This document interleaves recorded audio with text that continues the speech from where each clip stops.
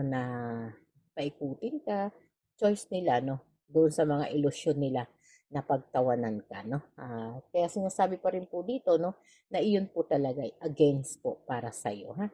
Kaya parang pinagkasunduan ka nila, no? Kaya sabi nga ito yung energy na talagang pinapakita po dito, no, na talagang kailangan mo rin po ng maging matatag, ha? Maging matatag at maniwala ka po sa kakayahan mo na deserve mong mahalin, no? Deserve mo talagang maging ano, no, bigyan ka ng totoong pagmamahal, no, at respeto po, no? Kaya dito po sa mga nangyayari po, no, ito yung energy na talagang may third party, no? Yung third party na yon, no, ay kilala mo naman na, no? Kilala mo na, no? Kumbaga, wag nang iano, sabi nga, kung isasampa mo pa to, irereklamo mo to, mas magiging problema mo pa, no? Kaya kung kaya mo namang mag-move on, no, at matatag ka, no? Sabi nga, may mga conflict, no, na pwede namang iwasan, ha?